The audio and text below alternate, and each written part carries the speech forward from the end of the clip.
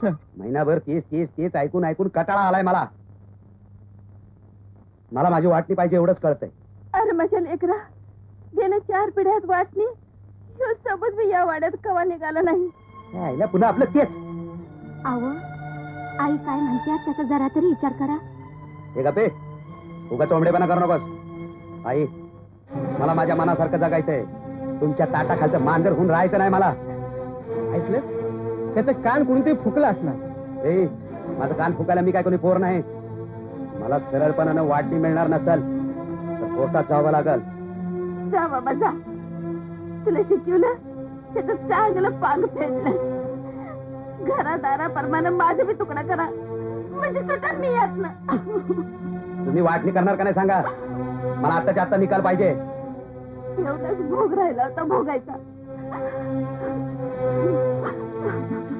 निवर्ती, तुला राग येईल पण स्पष्टच सांगतो, तुझं दारू पिणं, बायका नाचवणं हे तुला मनासारखं करता येत नाही, म्हणून तू वाटणी मागायला निघालाय. आता थोरला भाऊ आहेस म्हणून आतापर्यंत तुझं सगळं ऐकून घेतलंय मी.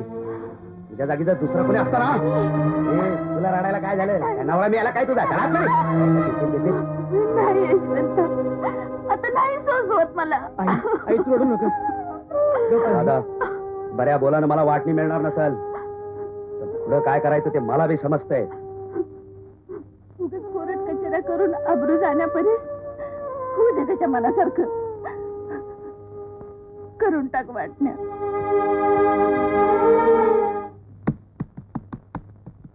माझं बिया भाकरीवाणीच आहे, नुसतं जळायचं दुसऱ्यासाठी. आणि नशिबी असला नवरा 2 दिवसात येतो म्हणून गेला. आज 8 दिवस झालं. कुठं लपड केलं असेल कुणास ठावं.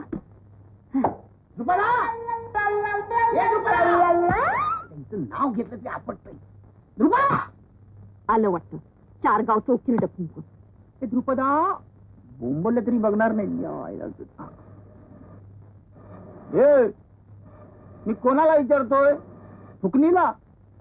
आता तर नवरा एवढा दमून भागून घरी आला तर काय धाड भरली त्याला दमाला? कसलं काम करतोय का धंदा?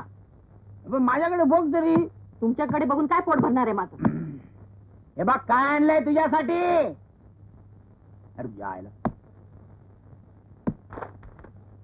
आता तरी बघशील.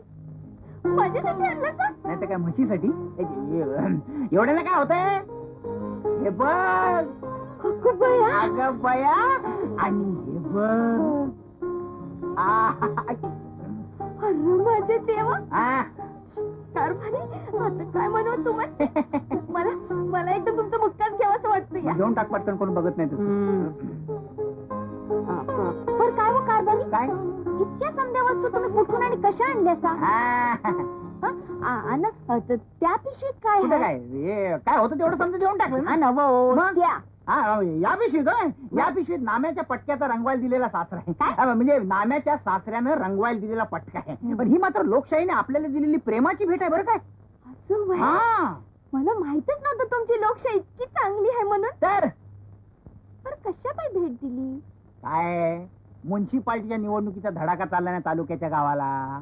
बर मग तिथं मी निवडणुकीचं काम केलं. म्हणजे लोकशाही, म्हणजे लोकांचं, म्हणजे भारत मातेचं, म्हणजे सरकारचं. म्हणजे सरकारची आणि तुमची ओळख असेलच. आहे हाय नवा. मग तुमच्या त्या सरकारला सांगा काय 3-3, 5-5 वर्षांनी निवडणुका घेतो त्या काय खऱ्या नवं. महिन्याच्या महिन्याला घेत जा, म्हणजे आपली चांदी होईल. कसं सांगन सरकारला सांगन तुझ्या आयडिया. खरं सांगू कारभारी, आणि काय आहे आज मला तुमच्या निवडणुकीचं महत्व कळलं. असं नाही. नाहीतर मला वाटायचं तुम्ही नगत आता लुडबुड करताय. आता तुला पटलं ना? व्हय. लय हुशार आहेस. मग आता मला भाकरी खायला देणार? लय भुका लागली. व्हय? कारभारी, आज तुम्ही म्हणाल तसं करते. हा. पण अगोदर हात पाय धुवून ये. म्हणजे गरम गरम भाकर करून वाटते. आता चाललो हात पाय धुवाय. कारभारी, मला तुमचा लय अभिमान वाटतोय. हात पाय धुणार म्हणून. जा.